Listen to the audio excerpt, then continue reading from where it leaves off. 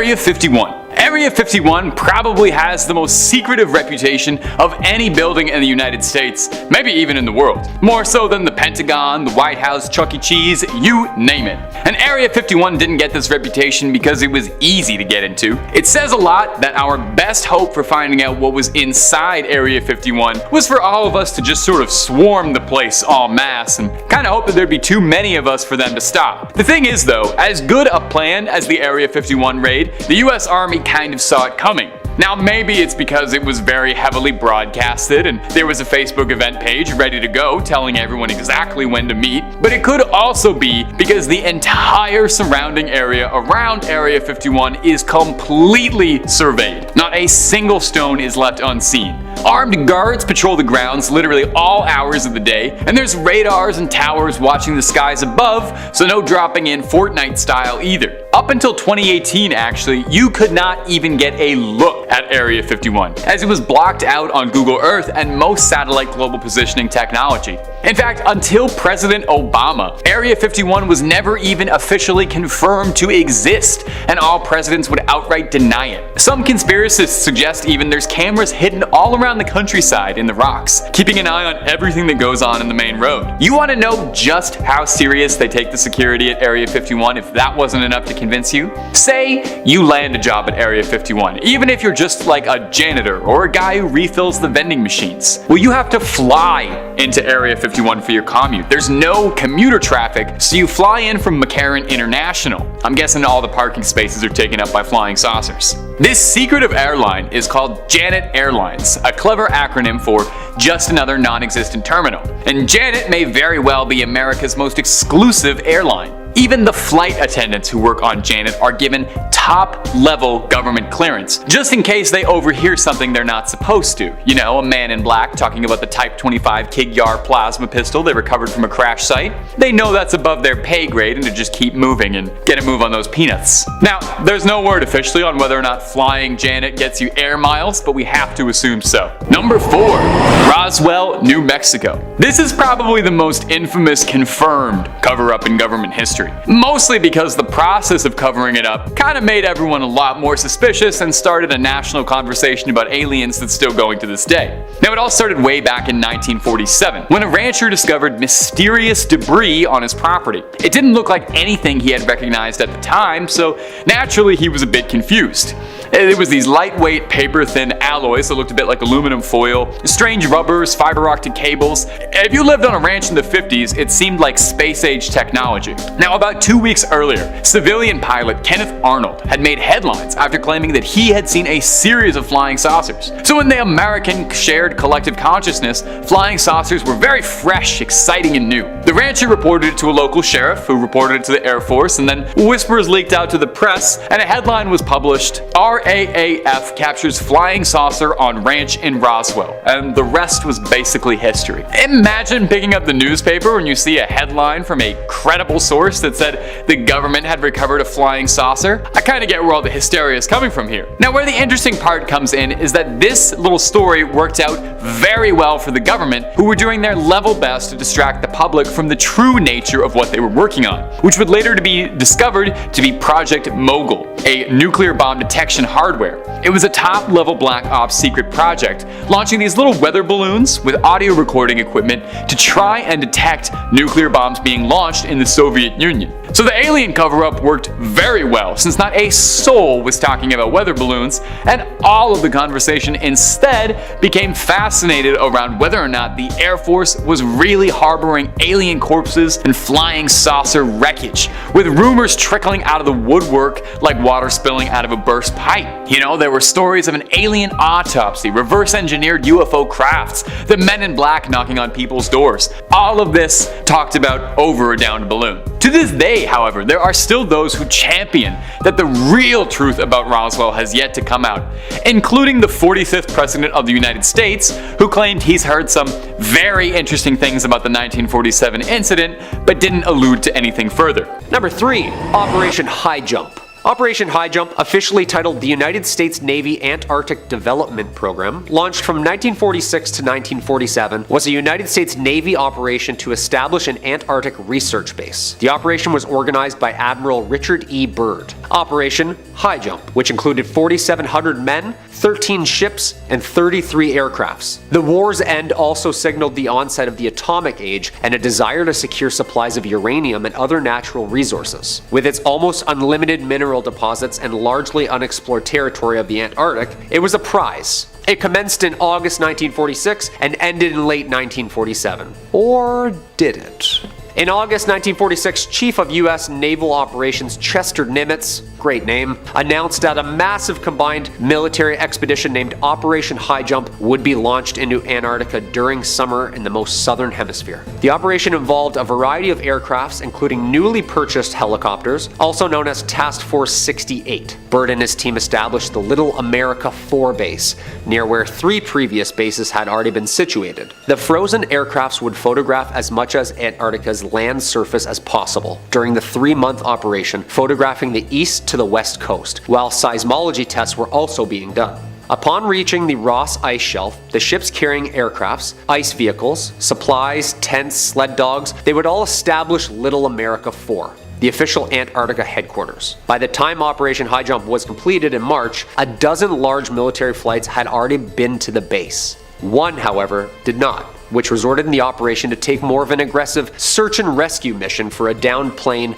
and 3 lost airmen. Due to the weather, the aircraft crashed and a search plane spotted the wreckage 13 days later. Their signal, painted on the wrecked wings, indicated that 3 of the crewmen were unfortunately dead. Since it was impossible to land in the area, messages were dropped directing the other survivors to make their way to open water about 10 miles to the north. The men successfully made the trek and were brought to Pine Island by the rescue aircraft. Other operations would follow, including the U.S. Navy's Operation Windmill in 1947 and 1948, and eventually treaties were signed by all involved nations to ensure that Antarctica remained a non-military zone and more of a scientific hub. Number 2. Operation MK Ultra. MK Ultra was the code name of a semi-legal human experimentation program designed and undertaken by the CIA. The project was headed by Sidney Gottlieb, but began under the order of the CIA Director Alan Dulles. The experiments were intended to develop procedures and identify which substances, such as LSD, could be used in interrogations methods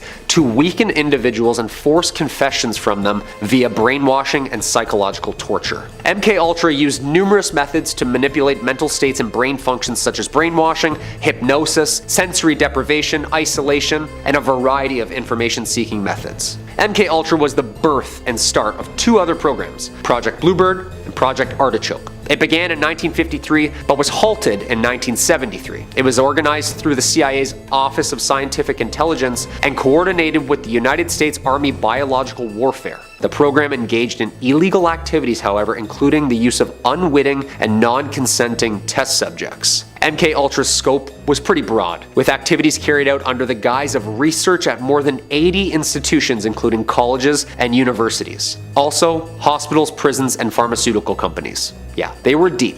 MK Ultra was first brought to public attention in 1975 by Congress and the Commission on CIA Activities. In 1977, a Freedom of Information Act request uncovered 20,000 documents relating to MK Ultra, which led the Senate to some hearings. Yeah, I'd think so. Boston mobster James Whitey Bulger and cult leader Charles Manson were both subjects of these experiments. Interesting. And coming in at number 1, Operation Paperclip. Operation Paperclip was a secret United States intelligence program in which more than 1,600 former German SS scientists, engineers, and technicians were relocated from Germany to the US for government employment after the end of World War II, between 1945 and about 1959. But why?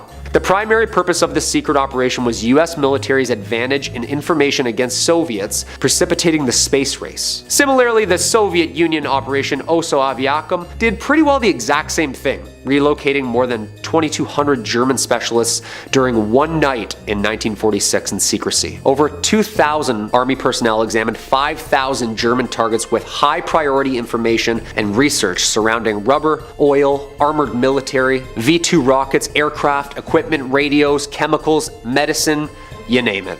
They wanted that science. The US Joint Chiefs of Staff established the first secret recruitment program called Operation Overcast in 1945. Representatives included the Army Director of Intelligence, the Chief of Naval Intelligence, the Chief of Air Staff, and the State Department. 1945, Operation Overcast was renamed Operation Paperclip by the officers who would attach a paperclip to the folders of classified rocket knowledge whom were crucial to the Americans. President Truman officially approved Operation Paperclip and expanded it to include 1,000 German scientists under temporary limited military custody. Basically, they were now citizens if they played ball.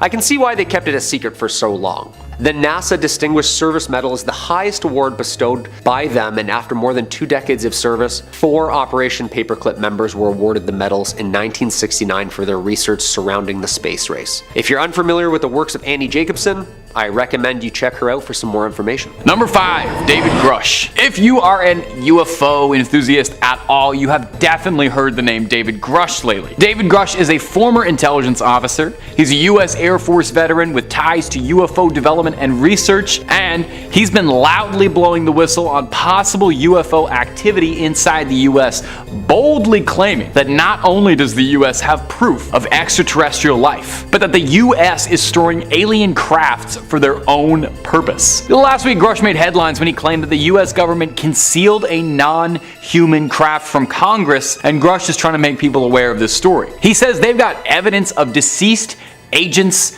and alien officers through crash site retrieval, explaining when you recover something that's landed or crashed, sometimes you encounter dead pilots, and believe it or not, it's true. Now, Grush claims that he never personally saw any non-human evidence himself, but knows enough people within the program to confide that it's real, saying he knew several intelligence officers involved in the crash site retrieval program. He added too that there is a decades-long competition with political adversaries to retrieve the materials from crash sites to reverse engineer the crafts for defense advantages. Now, it's an incredible claim, and if it's true, it'd be the biggest story of the century. It'd be this moment of truth. So is the truth finally coming out? Of course, Grush isn't the only person blowing the whistle lately, claiming that the US has impressive technology hidden away. An unnamed whistleblower claims that a UFO recovered by the US military is so advanced that its technology doesn't make sense at all, claiming this craft distorts space-time and that outside it's only about 30 meters wide, but inside is the size of a football stadium. Now, this story was relayed from the whistleblower to a lawyer, one Daniel Sheehan, who is a lawyer who specializes in aiding whistleblowers.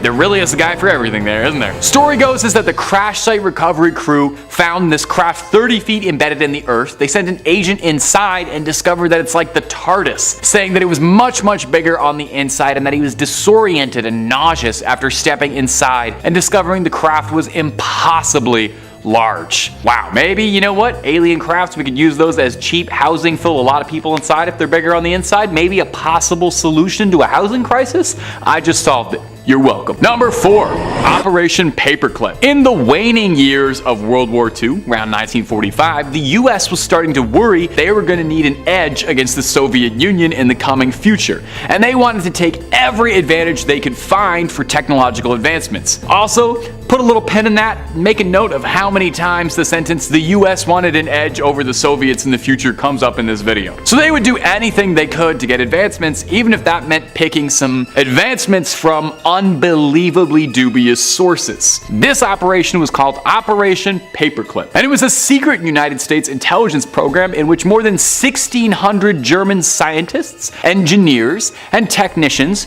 were all taken from a certain National Socialist Party in Germany that tried to take over most of Europe, if you know the one that I'm referring to. When large numbers of German scientists began to be discovered in April of 1945, the US set up a few makeshift detention centers in Paris and Frankfurt. Now, this early draft of the project was called Operation Overdraft, and the idea was that it was going to help end the war against the Japanese and immediately benefit the post-World War II world. In November 1945, Overcast got renamed to Operation Paperclip in a reference to how officers would attach a paper Paperclip to the folder of rocket scientists and experts that they wanted to export to America. Now, in its conception, the project's idea and goal was this fear that if America didn't take all these very morally gray scientists, someone else would have, fearing that they would flee to Argentina or Egypt, which had known to be sympathetic to members of that party. The Soviets actually had a very similar project to this, mirroring it, calling it Operation Osowieckim, occurring during 1946. Everybody wanted them. These scientists all blended into American life very well. They took to McDonald's,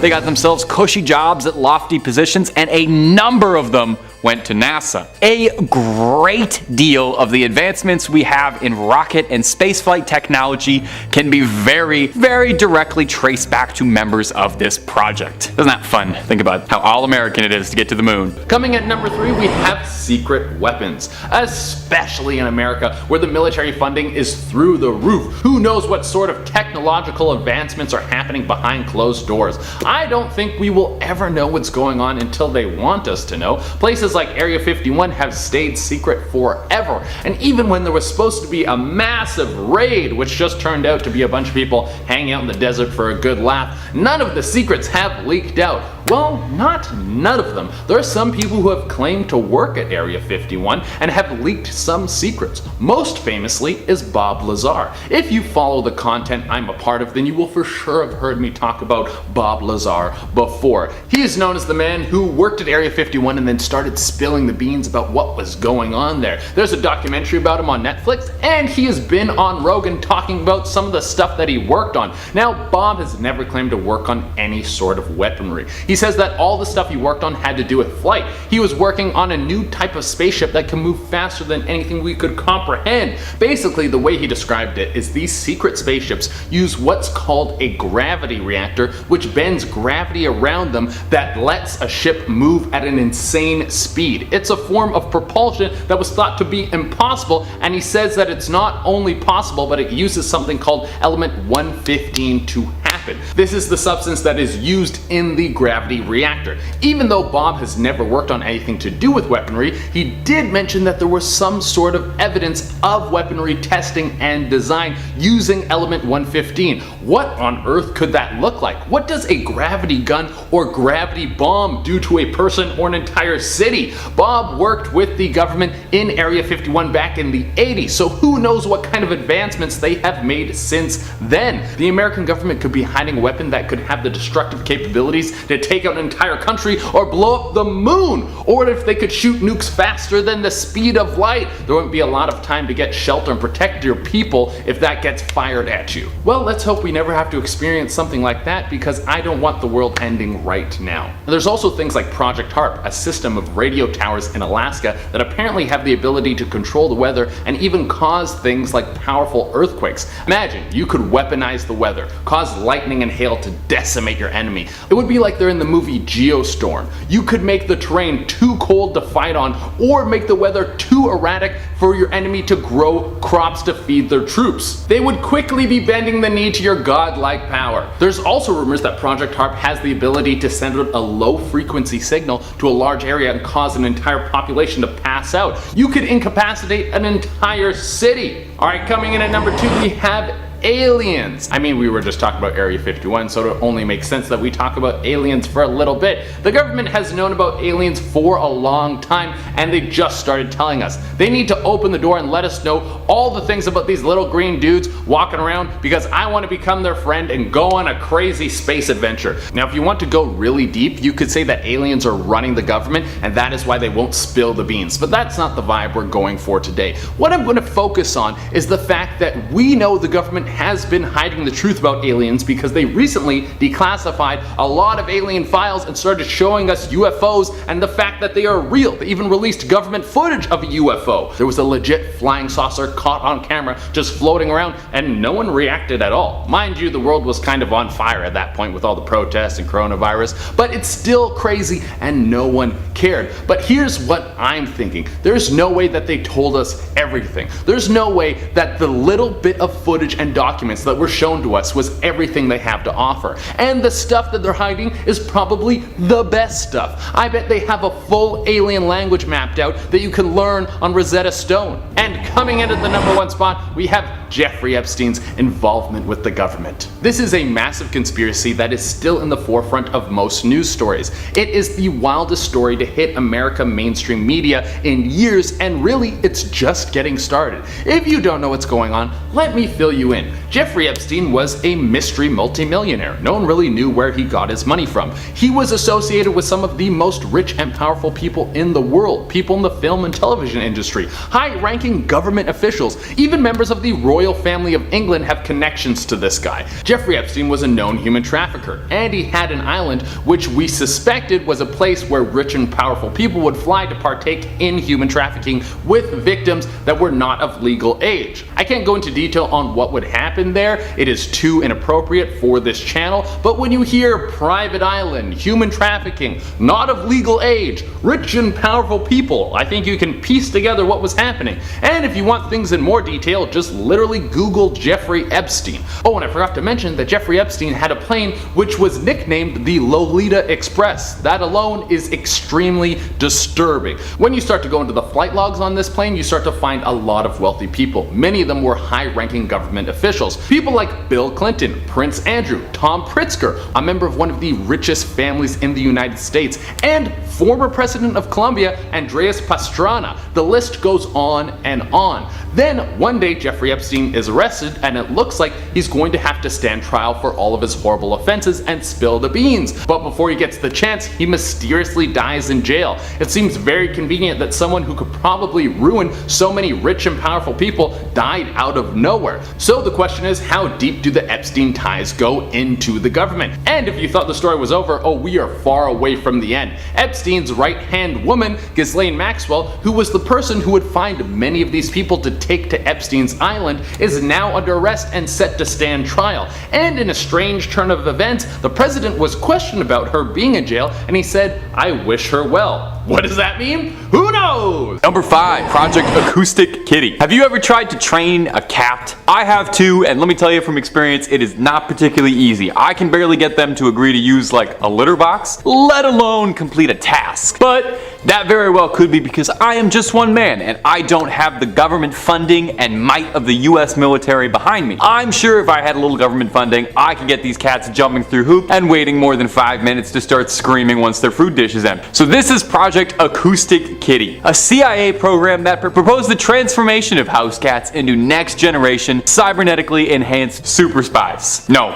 really. It sounds like it's the plot to a direct-to-VHS kids movie, but it was a real project. A team of animal behaviorists worked alongside Robin Michelson, who was one of the inventors of the human cochlear implant, with the hope of making one for cats. They would wire a cat with a battery, a compartment in its rib cage, and a wire running all the way to its inner ear. They believed they could control the cat's movements through ultrasonic sound, and they could use a transmitter also implanted in the cat to listen in on conversations. I don't know what kind of conversations they think a cat is getting up to, but cats mostly just lay in the sun. I feel like that's one of the bigger problems with this project. Now, whether or not this actually got past the drawing board and they actually RoboCopped a cat is up for some debate. An ex-CIA officer grimly claims, and kind of hilariously in the darkest way, that the original Acoustic Kitty was struck by a taxi after they took him out of a van, and he took the Rainbow Road up to heaven to spy for the CIA on angels. A different report claims that the original cat lived out a happy life, he pursued journalism, and then was found dead in his apartment after publishing some anti-CIA sentiment. That's just a joke, don't look that up. Now, the only declassified document regarding the project is a redacted memorandum titled Views on Trained Cats, and it references this: cats cannot be similarly trained to approach, and then redacted. That's all we know, really. To quote Charlie Kelly from Always Sunny, cats do not abide by the laws of nature, D. Anyone who owned a cat should have been able to tell the CIA that teaching them to do anything that serves anyone but themselves is a lost cause. And if you're looking for more funny videos about cats, we don't really have a lot of that. That's elsewhere on the internet. But if you're looking for scary things, cryptids, conspiracies, ghouls, goblins, aliens, true crime, fake crime, just about anything freaky above the sun and below it, we've got lots of that in spades. So click on through, hit subscribe, and hit that little bell, and make sure you don't miss a single scream. But do that at the end of this video for me, would you kindly? We got way more secrets coming up for you. #1. Number 4, Henry Shields' flying saucer. And one of these should probably be about aliens, right? The rest of them are going to be like secret CIA projects and stuff, but I feel like I should include just one alien thing to keep it a little fun and fresh and flirty, and also because I know you love the aliens. I know what drives the clicks around here. So let's talk a little about a declassified document regarding unidentified flying saucers coming to us from 1976. Captain Henry Shields of the U.S. Air Force began his report by typing, "Sometime in his career, each pilot can be expected to encounter strange, unusual happenings which will never be adequately or entirely explained by logic or subsequent investigation. This story will be filed away and possibly forgotten, but it makes for interesting and possibly disturbing reading," which is a great way of prefacing, letting you know that whatever he's about to talk about is insane. The account begins describing a clear morning. The Iranian Air Force received a series of calls of unknown airborne objects described as bird-like or flying saucer-like, or like a brightly lit helicopter. Now, nothing should have been in the airspace at the time, and so an F-4 fighter jet was dispatched. As the plane followed, it made contact with a flying saucer-like object, and they lost all communications with ground control until they moved away from this strange object. They sent a second F-4 fighter after it, but that also experienced a power loss when it tried to fire at it, as if there was some sort of like tech field, some EMP field blocking them. The crews reported they saw something detach from the saucer and fly towards the plane at top speed, but luckily was avoided. Now, it's unclear what happened, but the saucer escaped, and the crews of the planes reported seeing something land from the UFO, lighting up an area of the lake. They investigated at a nearby residence where the owners claimed they heard loud noises and very bright lights. So what was it? What was it they encountered then? It was far too early for this to be any sort of drone technology, really, and there's not really many other options for me to say. I think it was an alien, and who am I to say that that's not true? Coming in at number 3, we have the Bohemian Club. The Bohemian Club is an elite invitation-only social club founded in San Francisco in 1872. The Bohemian Club began renting the campground for an annual retreat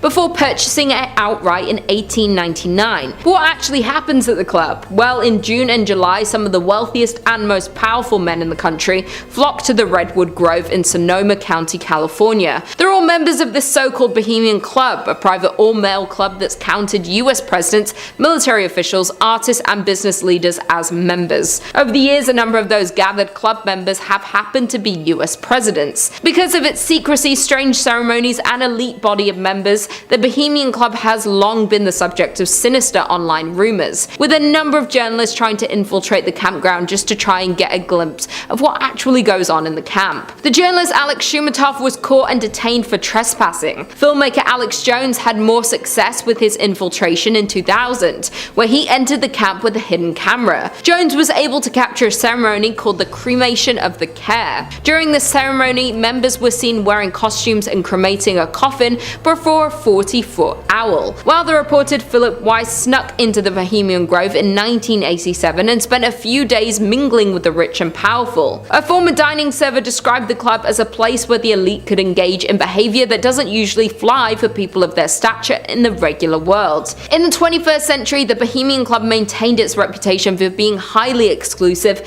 with a predominantly Caucasian membership composed of the richest and often most politically conservative men in the United States. Coming in at number 2, we have Walt Disney working for the FBI. Who would have thought that the founder of Mickey Mouse and the Disney Empire served as an FBI informant? From 1940 until his death in 1966, Walt Disney secretly served in the FBI. Walt Disney served as a secret informant for the Los Angeles office of the Federal Bureau of Investigation. According to documents that have come to light about this secret arrangement, Disney was tasked with reporting on the activities of Hollywood actors, writers, producers, directors, technicians, and union activists suspected of political subversion. At this time, communism was on the rise around the world, and American officials were concerned about these ideals spreading into society. The documents report that during a strike of animators at the Disney studio in 1941, Walt Disney publicly accused the strike leaders of communistic agitation. When Disney, whose right-wing leanings were well known,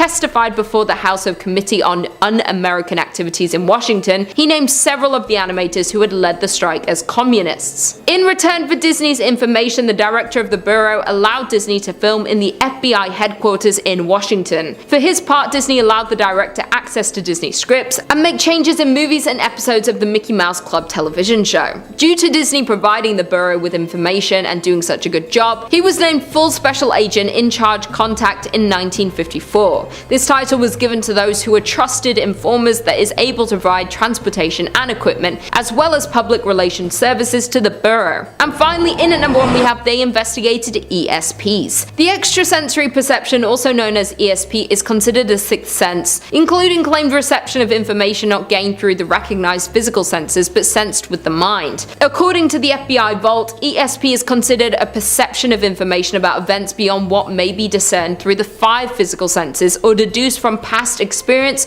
or knowledge. The FBI's interest in ESP goes back to 1957 when the Bureau was contacted by a man called Foose, who claimed that he could teach the blind to see. While CIA was not impressed by the tricks of Foose, it wouldn't be the end of the agency's or the FBI's interest in psychic and paranormal phenomena. From there, the FBI once spent time and money investigating extrasensory perception. There has also been reports of experimenting with ways to weaponize people with ESP.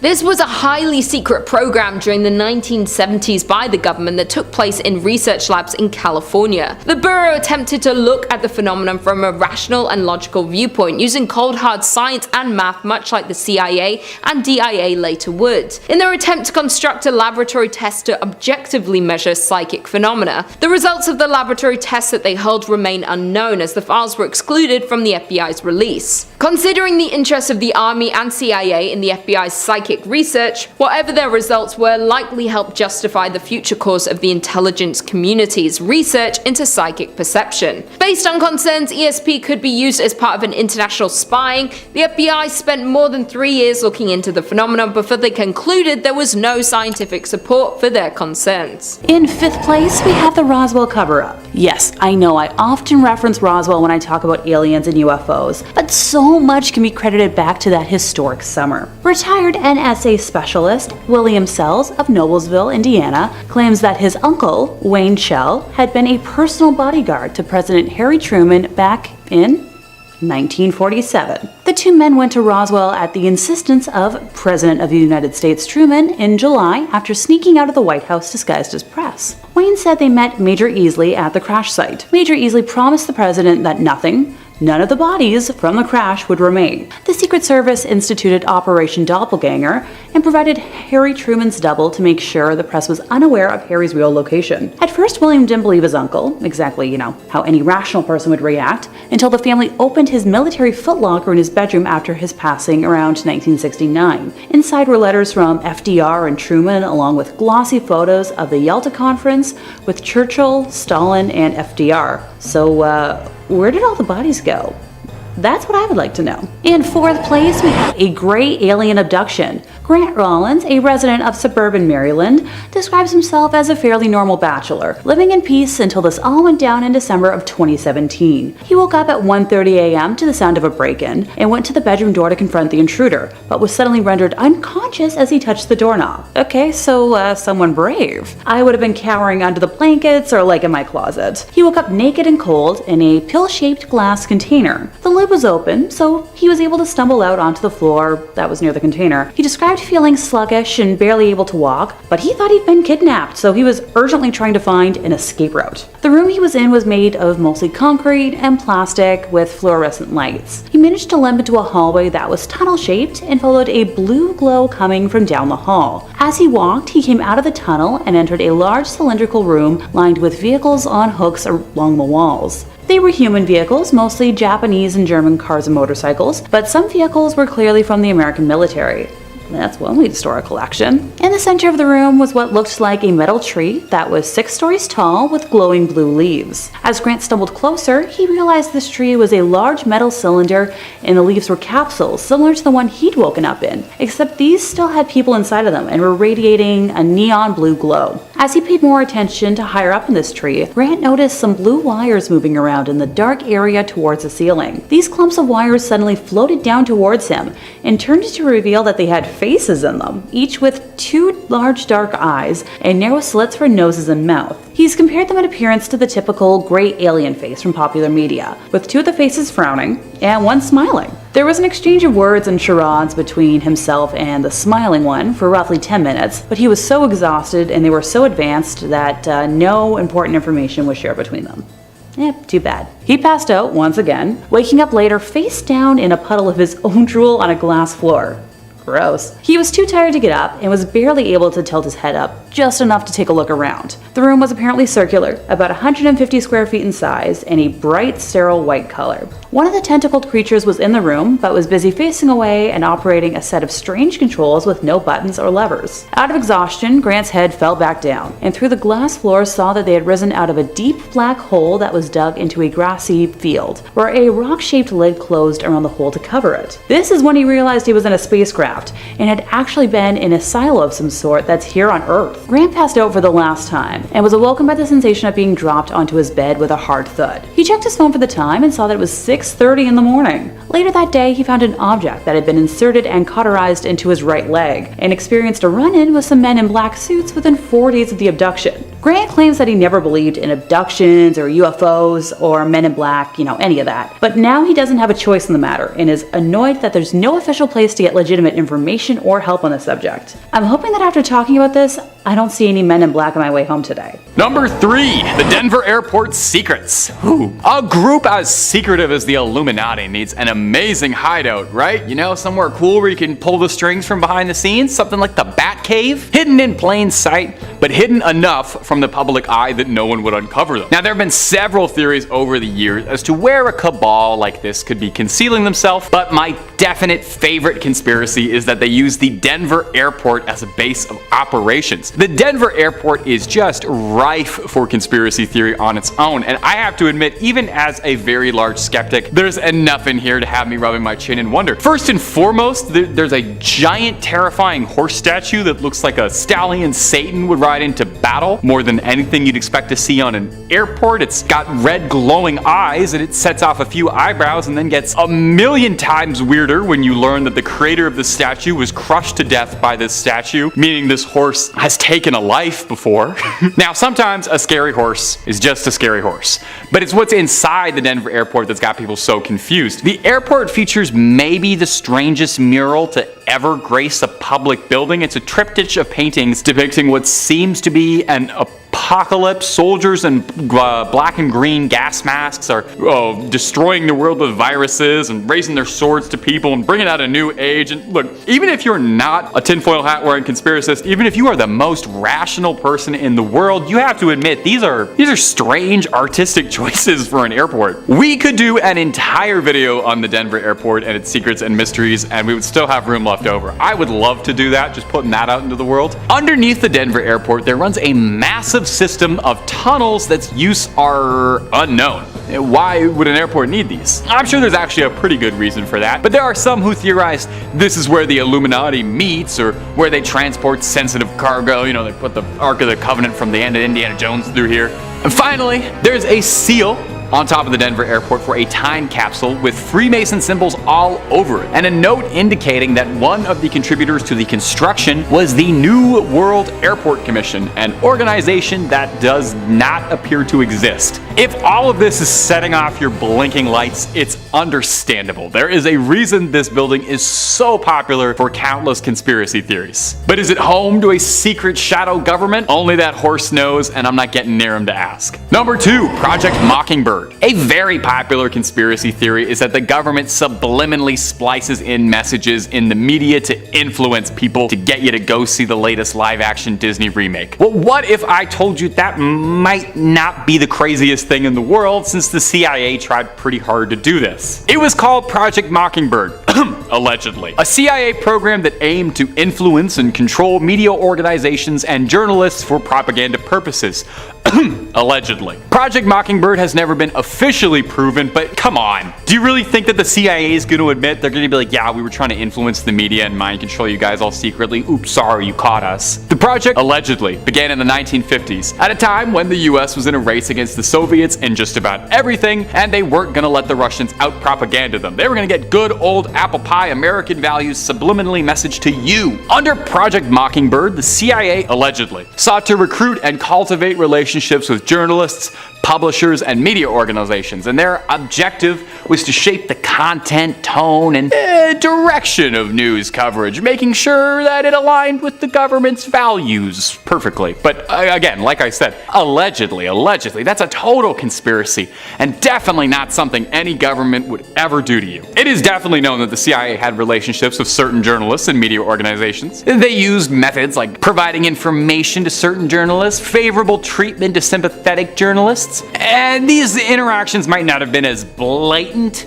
string pulling, but they could have influenced media coverage indirectly. But again, unclear what extent was real and what is being blown out of proportion. But you know, the idea that the government could be controlling the media is pretty horrifying. But if the US government wants to pay me to get some subliminal messaging into top 5 scary videos, just give me a DM, guys. I'm totally willing to be part of the propaganda machine. And number 1, Project Stargate. When you go through records of declassified CIA programs, the things you uncover are both unbelievably shocking, so much that it almost loops around to being mundane. The CIA has done so many insane real things that it makes conspiracies about the CIA seem kind of subdued. You know, you hear about the CIA trying to turn cats into listening devices. That sounds like a joke. That was real. Have you heard of Project Stargate? Well, let me enlighten you. It was a top secret CIA project that aimed to investigate the potential of psychic super soldiers to train US soldiers to be able to see things outside their mind or kill targets using their psychic abilities. They tried to do stranger things. They tried to make a little 11. The program was inspired by reports that the Soviet Union was conducting research in psychic phenomena. And wow, well, come on.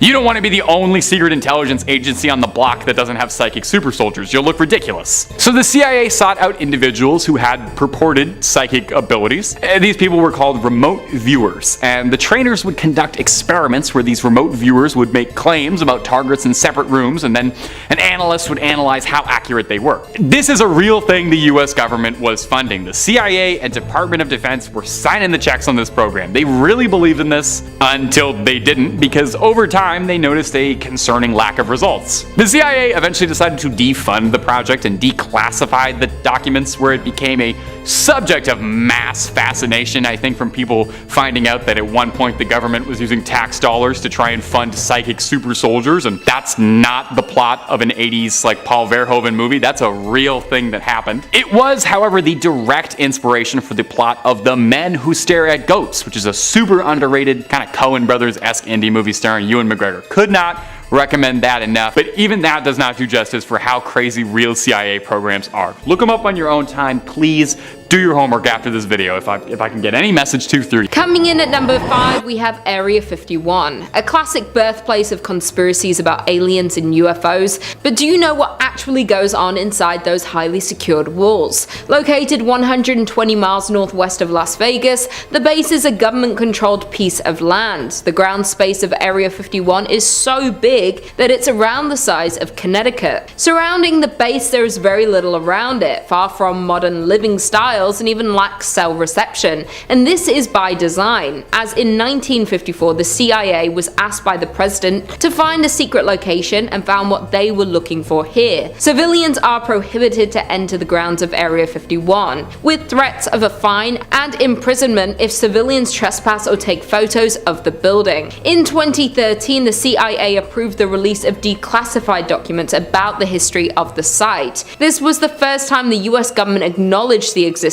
of Area 51, even though it has been in operation since 1955. Area 51 is shrouded in mystery. According to ex-government sources, this mysterious area of Nevada is mostly a test site for experimental military technology, like the SR-71 Blackbird airplane, and now a secret extraterrestrial testing facility. Additionally, Area 51 is home to the nation's overhead surveillance program. It's where some of the most important spying aircraft in American history was assembled, tested, and ultimately sent out on missions. Experts say it's likely remains an area for the Air Force and US spy agencies to develop the next generation of aircraft and other weapons of war. The conspiracies around Area 51 in relation to examining aliens are due to the multiple reports of reported UFOs around the grounds of Area 51. Though these weren't UFOs, they were the aircrafts the government was testing on the grounds. That being said, since it has forever been locked away from the public, it's not for certain exactly what goes on within the walls of Area 51. But the fact that it was declassified 60 years after it began operations is a bit scary if you ask me. In at number 4 we have John Lennon's CIA case. John Lennon is a pop culture icon and is best known for being one of the members of the Beatles, though the Federal Bureau of Investigation considered Lennon a threat. This is because the government wasn't too keen on a foreigner spreading anti-war, anti-Nixon messages to the rather large counterculture movement in the United States. Thus, the FBI did what the FBI does best and kept detailed surveillance records of Lennon's activities while actively trying to deport him. The FBI suspected Lennon would disrupt proceedings in the 1972 presidential election, where Nixon hoped to be re-elected,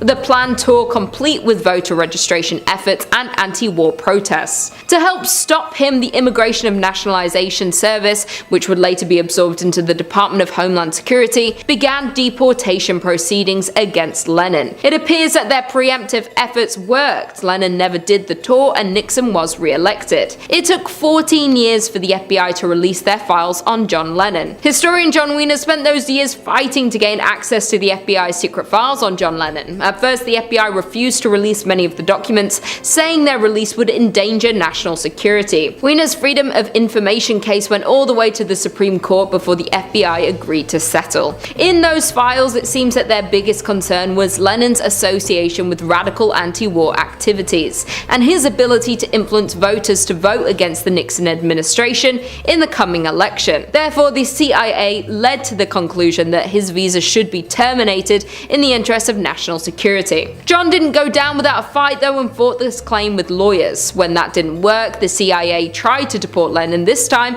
by catching him for narcotics, even though the FBI doesn't enforce possession of narcotics charges as it is a state offense. That being said, the CIA proceeded to give the Miami FBI office a discreet porter to arrange a drug bust. However, all of Lennon's files were destroyed due to what they claimed to be part of a routine file destruction procedure, so this can't be known for certain. Number 3. MK Ultra. If I have learned anything in my time diving into the unknown, is that the truth invariably is always stranger than fiction, and I have seen some stranger things. All 4 seasons of it. Love that show. Love 11, Steve Harrington and the gang. I think it's so cool that the show takes this wild sci-fi premise like the CIA trying to use narcotics to train people to be psychic super soldiers. It's very creative and oh, they actually did that. The CIA actually did that. Oh, okay. I'm just playing. Of course I knew that. I'm a conspiracy theorist. The core backstory behind Hawkins' favorite little psychic is just as wild as the show. Starting all the way in 1953, the CIA began researching serious efforts into harnessing humanity's latent extrasensory abilities. This program was called MK Ultra, and I'm gonna tell you right now, we would need like 5 or 6 videos to even begin scratching the surface about this one. So if this is something you're at all curious about, this incredibly real thing the American government did, please look it up after this video. Now, the true extent of the program we can't really discuss, but participants were put through torturous experiences, including electrocution, unknowingly dosing subjects, and a lot more. Many documents were outright destroyed by the CIA's direction in the 70s, but what documents we do have let us into a bit of insight. The CIA was worried of the Soviets' technological advancements over them, and they were doing everything they could to try and get the edge in interrogation and data collection, and believed that with the aid of substances, mental gymnastics, they could effectively mind control another human being and make them into a tool for their will. A declassified document states outright the purpose of the MKUltra experiments was to find a way to promote and enhance the abilities of individuals to withstand coercion, as well as produce confusion and amnesia, to create materials which will cause the victim to age faster or slower, and to promote illogical thinking and impulsiveness to the point where the recipient would be discredited in public. Now this might surprise you, but the victims of MKUltra were for the most part psychologically ravaged for the rest of their life. The CIA was pulling people literally off of the streets, experimenting on homeless, convicts, single parents, people with nowhere to turn who they know wouldn't tell anybody and who wouldn't be believed. Number 2. Project Gateway. Wow, we're gonna build off that last point. Bet you didn't think that'd be a two-part point, did you? Well, some fun terrible trivia for you. MKUltra was far from the only CIA bit of mind control and parapsychological program they were researching. And these are just the ones we know about for certain. A good skeptic knows there's probably way more we don't know about. So, mind control and being able to make a subject impressionable was one thing, but like I said, it was far from the only sensory research project. Let's talk a bit about Project Gateway. This was the CIA's attempt to harness the full extent of the brain. You've probably heard that old adage that you only use 10% of it. This was them trying to use 100, with the hopes that with enough practice, subjects would be able to release their consciousness outside of their physical body and astrally project, with the ultimate goal being full-scale mental time travel, allowing the consciousness to exist beyond the physical realm and access mental memories, experience them from a third-person perspective. If successful, subjects would theoretically be able to relive their own memories, take stock of their surroundings in new ways, and gather intel no one could have. It sounds completely made up and sci-fi. It sounds like the plot of The Men Who Stare at Goats, except that we have got it fairly documented as a real thing. Now, it's very complicated stuff, and not easy to parse into an 11-minute video, but if you want a very quick layman's idea on the experiment, the thinking was that a combination of binaural beats, intensive meditation sessions would affect the flow of the heartbeat and blood flow of the brain and would start to awaken it. There was a line in this document that says if your brain is like a light, the process of Project Gateway was to try and convert that light into a highly focused laser beam. So did it work? Did we have psychic super soldiers? Well, officially, no. The project director found himself frustrated that he wasn't given enough time to produce any truly impressive results from Project Gateway, but maintained that he felt if he had a few more years of solid work and very promising candidates, he could have attained his dreams of separating somebody's body from their consciousness and releasing it into the world. Now, officially, Project Gateway was disbanded, but we're on number 2 on this list, so I sincerely hope by now you've realized that there is a lot more they're not telling you. Number 1. Project Blue Book. So, Area 51, Roswell, officially, those are government conspiracies about aliens that the government outright denies. They would never actually devote any of their money and research to something as silly as aliens, right? Of course not. Unless you're an avid UFO conspiracist and you're already very aware of Project Blue Book, the Air Force program to assess and analyze the possible threat of UFOs and flying saucers. The project officially began in 1952 and was terminated in 1969. Blue Book had 2 main goals as the driving force behind it. Number 1, confirm first and foremost if UFOs, UAPs, flying saucers, whatever you want to call it, if they were a threat to American security. Number 2, scientifically analyze all UFO data to ascertain their origins. In nearly 2 decades of Project Blue Book's operation, there were over 12,618 reports filed and written. And those are just the ones reported about as part of this project. That is 12,000 official US government documents on possible alien tech and UFOs. Of these 12,000, 700 of them were found to be completely unexplainable or missing too much data to be conclusive. Now, before we jump straight into pointing at the stars and hollering about flying saucers, a good number of these would end up actually being fairly rationally explained. A lot of them ended up being CIA spy plane testing, with the CIA themselves believing that the testing of the U-2 spy craft resulted in more UFO hysteria than anybody else throughout the 50s and 60s. Now, the project was shut down, and 3 main reasons were given for its conclusion. Number 1, no UFOs reported and evaluated by the Air Force had ever given any indication of threat to national security.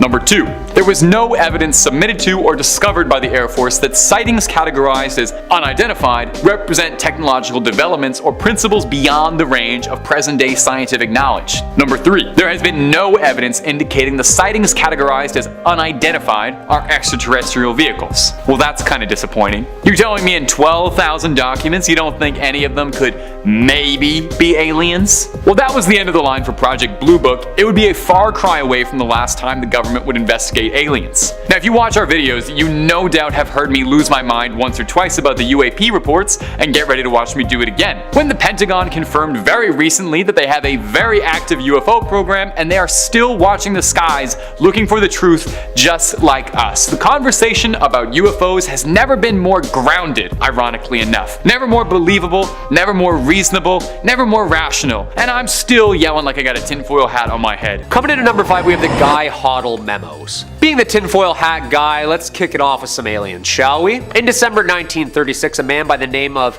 Guy Hoddle was named acting head of the FBI's Washington field office. He was appointed special agent in charge and served until 1955. So what's so special about this guy? Well, it's the most popular searched file in the FBI vault. The new internet database housing hundreds of bureau records released under the Freedom of Information Act. In the past 2 years, the file has been viewed more than 1 million times, and yet only a semi-redacted, single-page memo relaying an unconfirmed report the FBI never commented on is a hot topic. 63 years ago, March 1950, it was authorized by Mr. Hoddle, taken to FBI headquarters in DC by him, and addressed and hand-delivered to FBI Director J. Edgar Hoover, surrounding the apparent flying saucers problem. Quote, the saucers were described as being circular in shape with raised centers and approximately 50 feet in diameter. Each one was occupied by 3 bodies of human shape, at 3 feet tall, dressed in metallic cloth of a very fine texture. Each body was bandaged in a manner similar to the blackout suits used by speed flyers and test pilots were familiar with. Yeah, this is alarming. It was the first file released publicly in the late 70s and posted on the FBI website for several years, but heavily redacted and sharpied all over the place. The Guy Hoddle memo could just be a hoax, or could the infamous events in Roswell in 1947 have led the FBI to this memo? For a few years after the Roswell incident, Director Hoover did order his agents on behalf of the Air Force to verify any UFO sightings. That is true, but that doesn't mean anything came back. Regardless, this FBI report looks and sounds terrifying, and a hoax gone on that long doesn't seem too plausible to me.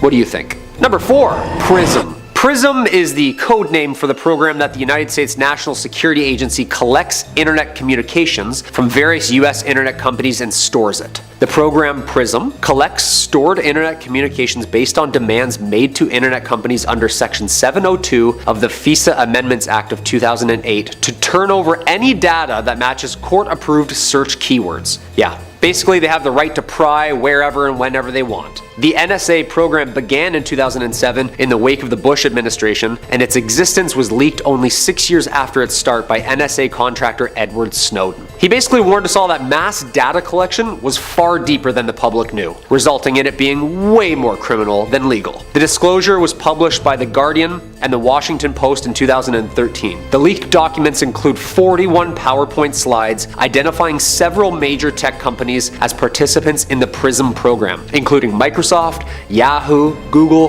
Facebook, YouTube, AOL, Skype, and Apple. Yeah, that's like the entire internet. Shortly after publication of the reports, the US Director of National Intelligence, James Clapper, released a statement confirming that for nearly 6 years, the government had indeed been using large internet service companies such as Facebook to collect information on foreigners outside of the US. And quote, defense initiative against national security threats. Yeah. Admitted it too, huh? Yeah, you really can't do that, as there are kind of privacy acts and laws forbidding that. In a closed-door Senate hearing, FBI Director Robert Mueller said that Snowden's leaks had caused, quote, significant harm to our nation and our safety. And in 2013, the United States Department of Justice moved against Snowden with 2 counts of violating the Espionage Act of 1917 and theft of government property. Ha! Government property. That's funny. They then revoked his passport, and 2 days later, he flew into Moscow's international airport where Russian authorities welcomed him and eventually granted Snowden permanent residency in 2020. Traitor or hero? What do you think? Number 3, Operation Paperclip. Ooh, this one's a doozy. In the waning years of World War II, around 1945, the US was beginning to worry that they needed an edge against the Soviet Union in the coming future, and wanted to take every single advantage they could find at their disposal for advancements in technology, even if that meant picking up from some seriously dubious sources. It was called Operation Paperclip, and it was a secret United States intelligence program in which more than 1,600 German scientists, engineers, and technicians were taken from Germany's National Socialist Party to come work for the United States and forget about all of that other stuff. When large numbers of German scientists began to be discovered in April of 1945, the US set up a few overnight makeshift interrogation centers in Paris and in Frankfurt. This early draft of the project was called Operation Overcast, and this initial idea was that this was going to help end the war against the Japanese, and it would immediately benefit post-World War II research. Eventually, the project got renamed from Overcast to Paperclip in reference to how the officers would attach a little paperclip to the folders of the rocket experts they wanted to pluck and bring over to America. Now, in its conception, the project's first goal and idea behind it was this thinking that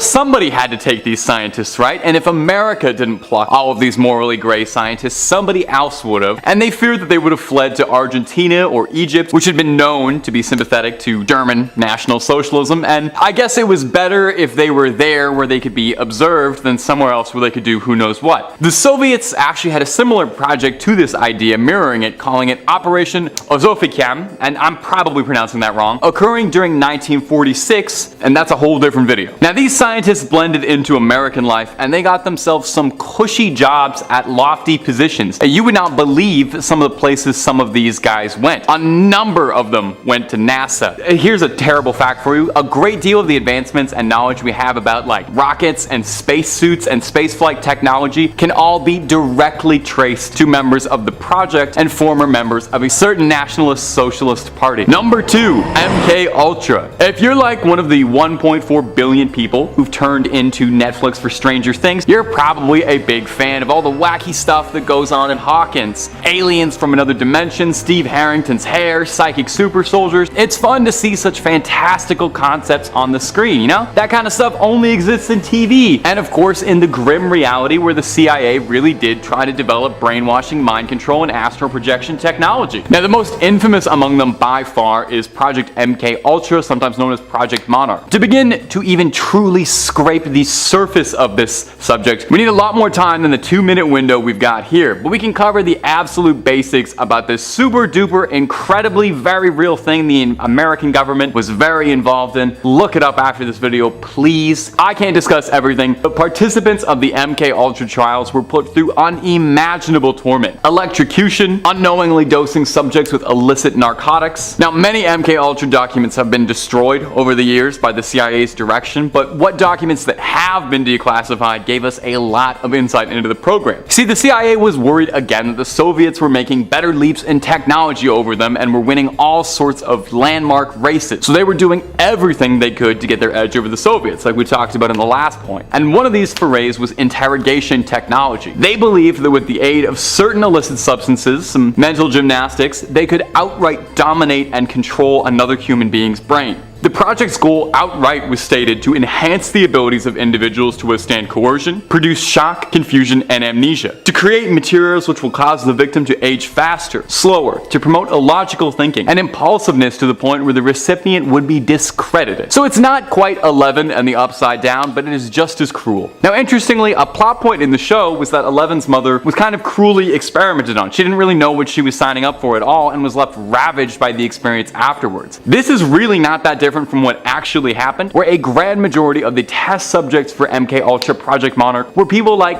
homeless people, convicts, or people with nowhere else left to turn who are willing to turn a blind eye to some seriously dubious experimentation for very little in the way of compensation. And number 1, the Gateway Experience. Now, as I just said, this is far from the only bizarre mental training the CIA ever dipped their fingers in. Have you ever seen the movie The Men Who Stare at Goats? Probably not. It's an indie movie from the early 2000s. It's great. George Clooney and Obi-Wan Kenobi is in. I forget his real name, Ewan McGregor. The movie talks about a secret division of the US Army that was experimenting experimenting with expanding their consciousness. Sounds pretty far out and groovy, right, man? Well, enter the Gateway experience. It sounds like weaponized hippies, and it kind of was. The goal was that subjects would be able to harness the full extent of their brain, and that with enough practice, subjects would be able to release the control of their consciousness from this mortal shell, from this meat prison that keeps us all, and release us out into these planes of existence that you and I are just far too feeble to ever understand. Now, the final landmark for this project, the final idea, was mental time travel, which sounds wild, but I don't know when you guys are going to realize you can't make up stuff weirder than actual things the CIA has done. This idea is that once your consciousness existed outside of meat space, you could access your memories and relive them and view them from a third-person perspective of an outsider. You'd be able to take in stock of your surroundings and gather data and intel no one else could have. So, right now, I'm looking into a camera, I'm talking into this thing, but later on in the future, I can imagine myself and see myself behind the camera, watch myself making all these mistakes from a different perspective. Now, I'd love to be able to explain the intricacies of what this project involved, but I only have so much time to do, so please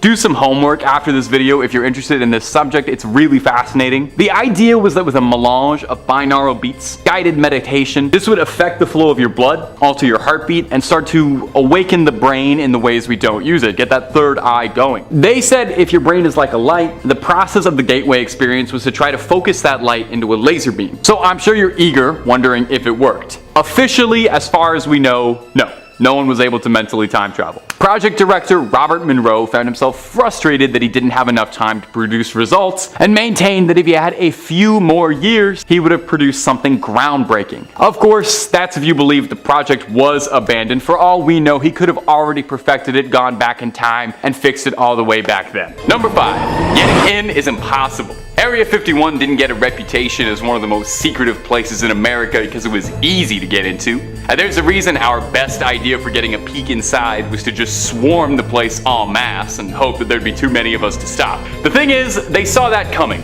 Mostly because we broadcasted it and made Facebook groups about it and it was a big meme, but as well, the entire surrounding area around Area 51 is completely surveyed. Armed soldiers patrol the perimeter at all times, and they watch the airspace up above, so no dropping in Fortnite style either. Up until 2018, you couldn't even get a good look at it from satellite imagery since it was censored on Google Earth. Now, some conspiracists say there's cameras hidden in the surrounding countryside in the rocks, and I honestly believe that. They keep an eye on everything that goes on the main road. You want to know how seriously they take security at Area 51? Those employed at Area 51 fly in from McCarran International, as there's no commuter traffic allowed. I'm guessing all the parking spaces are taken up by UFO parking. Employees fly in from a secret airline called Janet Airlines, an acronym which, funnily enough, stands for just another non-existent terminal. Janet may be America's most secretive airline. Anyone working it needs top-level clearance. That's everybody working it. Even the flight attendants need to be cleared for top-level clearance.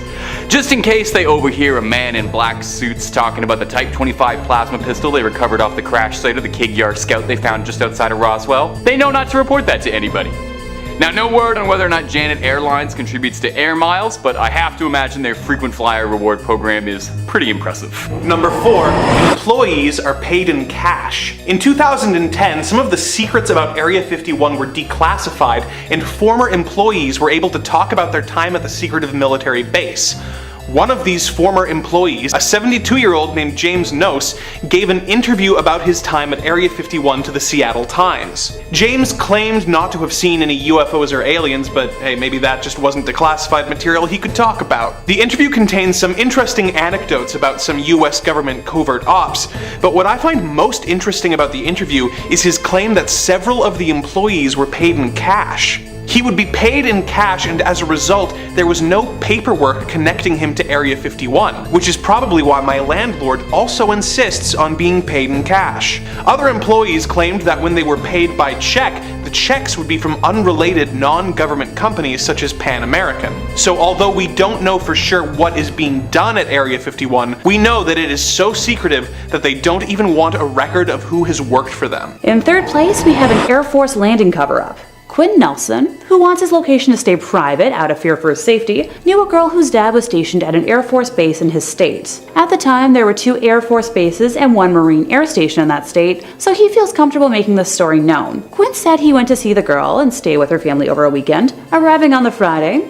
just in time for family dinner. He and the girl decided to walk over to the base movie theater afterwards to enjoy some private time. And after the movie was done, they were walking back to the family's quarters in the company of many Air Force kids and families who also saw the movie. He said that as they were walking, Air Force Air Police personnel began driving down the base housing streets, ordering the theater goers to the nearest base housing residence. A siren or tone was wailing from somewhere, along with a code being repeated that Quinn refuses to name. The crowd didn't put up any kind of resistance and began moving when they were directed, as if this was a normal occurrence. Something Quinn observed as being weird to him, but hey, he wasn't going to be the only one to put up a fuss. When the group he was walking with arrived at a house, his girlfriend, without knocking, pushed the door open and they all walked in. Quinn said the members of the household were pulling the window drapes closed, sending out folding chairs, offering water, acting like this was a planned gathering instead of some random occurrence. Around an hour or so later, the air police again went up and down the streets, giving the all clear, and somewhere the same siren or tone was sounding. Later that night, his girlfriend's family told him that he must never tell anyone about what had happened on the base, saying that this is what happens when UFOs would land on base property or nearby, something that was apparently very common on Air Force bases. Anyone want to let me know in the comments section if that's true?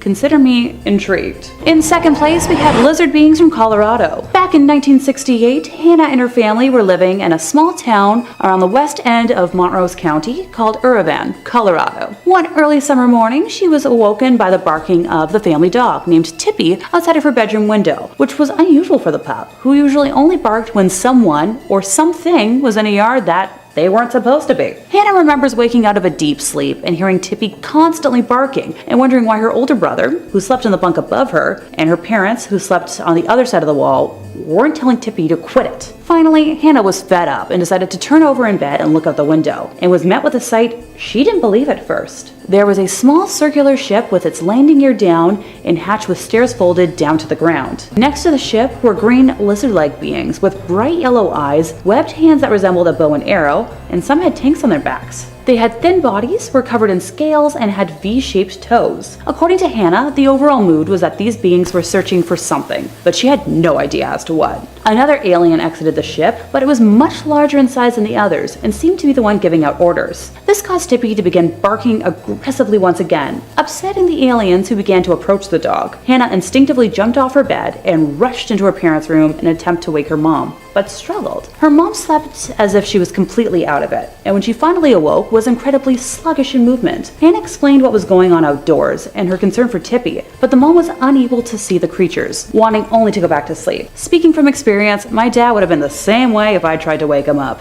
Trust me. Hannah's mom eventually told her to sleep away from the window, and before she fell back to sleep, she remembered seeing 2 of the lizard beings looking in her room through the window, and no longer hearing any noise from Tippy. When morning came, Hannah rushed outdoors in her PJs to check on the beloved pet, and Tippy was waiting around like nothing had happened. The occurrence was never discussed between Hannah and her mom again until shortly before her mom's passing in 2016, when she asked Hannah if she remembered seeing the lizard people and their ship back in the yard in Colorado.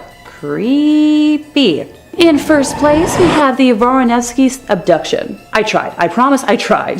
34-year-old Vladimir and his 29-year-old wife Olga were at home with their 1.5-year-old son Arthur and their daughters Vanessa and Angelica. Olga had asked their daughters to run an errand, and while returning home, both girls saw an unusual object in the sky, so they rushed home and told their family that they had seen a flying star. Olga told them that it had most likely been a satellite or a plane, but the girls objected and explained that the object had been round, with strange white, yellow, and red flashing lights around its perimeter. Both girls then drew a picture of what they had seen, and despite the fact that they went to different rooms to sketch, both drawings were very similar. The girls then insisted that their parents go outside to look at the sky. Olga and Vladimir saw a distant hovering object in the sky that seemed to move and change shapes. Olga managed to take a photo of the object with her cell phone, but the photo only showed a yellow spot or elongated strip with a black background. The family went back inside, had supper, and went to bed. And while I would love to end this here, y'all know better about how this is about to go. Around 2 a.m., Vladimir suddenly awoke and saw that the whole room was lit by a whitish violet light and tried to wake Olga, who refused to wake up, so he went back to sleep.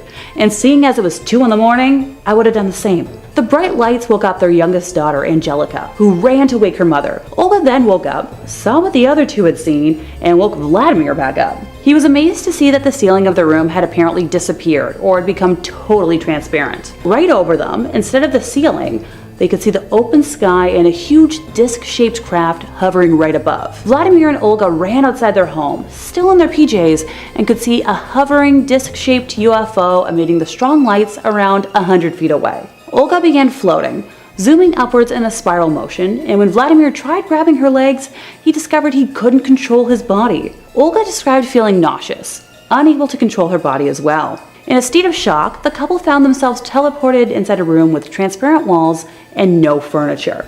Moments later, the duo witnessed 12 entities enter. The humanoids were short, around 4 feet tall. They had 3 fingers on each hand and large heads with smooth gray skin. Vladimir didn't notice any mouths, noses, or ears on them, but noticed their large, black, pupilless eyes. The entities had no visible legs and were moving around like caterpillars. They wore a completely sealed, tight-fitting coverall with masks and hoods that covered their bodies. Only one of the aliens was taller from the rest, easily over 6 feet tall, and stood behind the other small humanoids, with his face not being visible under his outfit. The short entities approached Olga first, placing her in a deep armchair that resembled a gynecologist's chair, prompting Vladimir, who was now unfrozen, to attempt to rush towards her when he ran into an invisible wall or force field. 2 of the aliens approached him, and he asked what was going on, and they reassured him telepathically that you will soon be back home. Vladimir rightfully became angry and attempted to push the aliens away, but was thwarted by more entities grabbing him in an attempt to restrain him. The aliens asked him why he resisted, staring straight into his eyes each time they communicated telepathically, before inserting 4 metal rods into his chest area, paralyzing him completely. So from that moment on, he was unable to move and could only stand there helplessly and watch the aliens experiment on Olga. Somehow, they were able to cut into her stomach without her noticing or using any kind of known surgical instruments. She sensed the smell of her inner organs, feeling unpleasant but no pain, only tranquility and relaxation. Modern human medicine could apparently stand to learn a thing or two. The aliens seemed to be taking samples from her body and organs, and apparently were now using different instruments to study the organs inside her abdomen. Olga was only able to describe one that looked like a pair of pincers and had 3 clamps. After the strange procedures, the aliens closed and sewed up her stomach. Now, before the abduction, Olga had been bothered by stomach pains, and after the abduction, she never suffered from them ever again. The smaller humanoids respectfully called the taller humanoid by a word that Vladimir has loosely translated as the professor, who explained to Vladimir that their society was like a huge ant colony. After Vladimir was brought in front of the professor, he asked the entity why they had taken him and his wife, with the taller being answering that it had to be done. Both witnesses understood that having such feelings was the central interest of the aliens. The tall alien said, "We do not understand you. Why haven't you, intelligent animals, destroyed yourselves yet? How can you survive with your emotions?" He said that there was a space war going on at this time in the universe, and that the entity that you call God has implanted much information to Earth and into the waters of it. Those who are against God want that information destroyed. If the Earth is going to be destroyed, the Son of God would arrive to Earth again and will restore everything living in it. Through the transparent surface of the cabin, the duo could see planet Earth approaching and felt that their spacecraft was slowing down. The couple was then returned back to Earth the very same way they were abducted. First in the smaller module, and then this large disc-shaped craft, and then through the roof of their home inside a beam of light. At 11 a.m. the next morning, Vladimir and his wife Olga awoke, and a while passed before they talked about what had occurred. But after analyzing the mutual identical memories, they understood what had happened had not been a dream, but reality. The whole family underwent extensive medical tests to see if the aliens had left behind any implants to try to find some traces of surgery. By some mysterious manner, Vladimir lost his gray hairs, and his physical powers of endurance increased after the abduction. Olga was cured of her chronic colitis and gained the ability to make a drunken man sober by placing the palm of her head on a man's forehead for 2 to 3 minutes. That's a pretty neat ability, but I'm not sure I want to undergo testing for it. Coming in at number 5, we have secret experiments. This is nothing new. The government has been up to all sorts of secret experiments. If we go back through the 20th century, we have things like MK Ultra. This is when the CIA and the American government was obsessed with mind control and trying to find some way to implement it into warfare and interrogations. Some of the things they would do is take someone and put them in isolation for an undetermined amount of time and see if they would break mentally and start giving up information. They would mostly do this on prisoners that had no idea they were part of an experiment. Wow, that definitely sounds ethical, but that isn't even the most notorious part. What the experiment is really famous for is when the CIA would use LSD, that is a hallucinatory drug known as acid, to try and control people's minds in interrogations. They would give people doses of LSD without them knowing and put them under extreme questioning. Once again, they would do this to people who had no idea they were being experimented on. Eventually, the tests were all stopped and a lot of the information on the studies was released to the public. Some people think that this was just a lost attempt at trying to find a way to control people, but other people are convinced that the government was successful in finding some way to take control over people's minds. So this begs the question, what kind of secret studies or experiments is the government conducting now? We think that they have learned their lesson from their mistakes, but it's the government. They are the masters of doing things that cost tons of money and that are extremely unethical. This is their bread and butter, baby. They could be doing tests on artificial intelligence without us knowing, working on making a living, thinking AI that has the ability to feel emotions and make complex decisions. Not only would this be terrifying, but the tests they could be running could be seen as some sort of torture in the future. Coming in at number 4, we have receiving data from social media companies. When it comes to data and information, we know that the government can't be trusted. They will find some way to get your stuff. It doesn't matter what your data is. Do you spend 2 hours a day looking at memes? The government wants to know about it. Do you have a habit of ordering McDonald's delivered right to your house even though you live 5 minutes away from the nearest Donnie's? The government wants to know about that too. Am I just sharing with you my bad tendencies that I should probably stop because they are holding me back? That could be a possibility too. But we already know that the NSA was looking at all your phone calls, all of your emails, and collecting all of your data back in 2013, and you think just because we caught them they were gonna stop? No way! Then Facebook got caught for selling data, and you don't think that other major companies aren't doing the same thing? Data is the most valuable thing on the planet right now, and there's no way that the government doesn't have their hands in the pot somewhere. That was the big problem with TikTok. It's Chinese owned, so America didn't want their data flying out to another country from the American people, but they are perfectly fine with it staying in the hands of the American people, probably because they're getting a piece of it. Number 3, they're expanding. The most secret building in the world is getting bigger, slowly but surely each year, and no one on the outside knows why. And they're doing it the way they do everything, which is to say clandestinely and not telling nobody nothing. They've been expanding the area surrounding the base, buying up swaths of land to assimilate inside of it. From what can be observed, new hangars and new runways are being built. But, you know, again, it's impossible to ascertain what for because everything revolving around this building is top level clearance. So we only have wild mass guessing to go on. Obviously they're building more hangars because they're collecting more UFOs. I mean, what else could it really be? I'm a guy on a YouTube channel, I'm a trusted news source. They hit a bed of a snag in 2015 when the mass of land they were swallowing up was owned by a family who'd held the land for the past century. They refused their offers to give it up, and the Air Force offered the family $5.9 million. But the family wanted to hold out for more as they felt it wasn't a good enough offer. And honestly, it's the US Air Force. We know they've got the money. Spring a little for it. It's not the first time the secretive base has grown. When it was first established in 1955, it was a little over 6 by 10 miles. But these days, the base has become so large, it's now 4,500 square miles across. Area 51 is getting big enough to be its own state. It's bigger than Rhode Island, Connecticut, and Delaware, the 3 best states. I can't tell you what they're doing or what they need all that space for, but it does keep me awake wondering. Number 2, there is a presidential declaration exempting them from turning over classified materials. In the United States, an organization can be forced to disclose classified information for a variety of reasons. As an example, if the Environmental Protection Agency believes that an organization is disposing of toxic waste in a way that goes against local hazardous laws, they can order that organization to turn over relevant materials, classified or not, in order to aid in the EPA's investigation. On September 29, 1995, President Bill Clinton signed a presidential determination exempting Area 51 from these laws.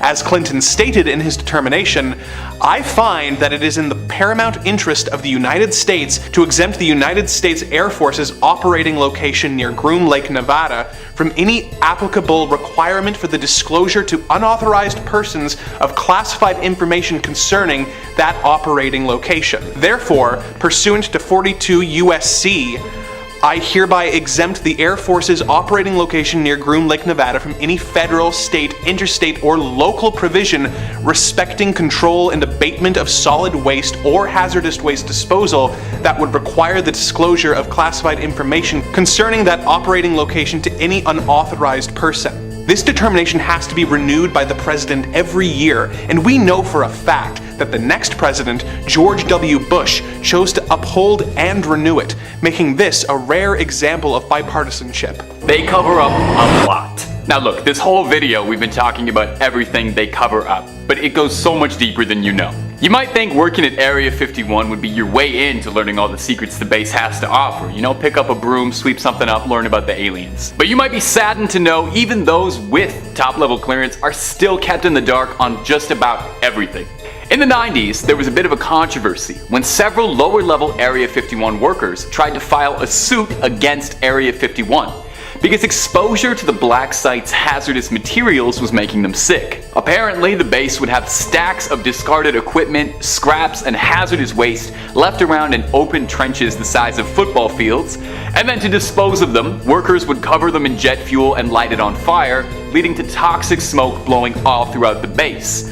Definitely sounds very safe. This smog was affectionately nicknamed London Fog by the workers in between bouts of coughing fits. Several workers came down with skin conditions or respiratory conditions from their time working the black site. But where things get curious is that they don't even know what was being burned around them. And when the workers tried to file their lawsuit, the base refused to clarify or even acknowledge what had been burned. In fact, the government outright refused to even acknowledge the name of the base, as up until 2013, they still pretended the thing didn't exist at all and were very careful in all official documentation to avoid saying the name of it ever. Did you know it wasn't even until 2013 that the base was ever officially acknowledged by a president? It was President Obama, and he was doing so in a bit of a jokey manner too. The government only acknowledged the workers after their lawyer had provided them with satellite photos of the base acquired from a dubious source. Whatever was being burned there was pretty serious stuff. I mean, we can only speculate. Plasma recovered from a Type 52 troop carrier? Ectoplasm? Unobtainium? We may never know. And that's what makes me want to know.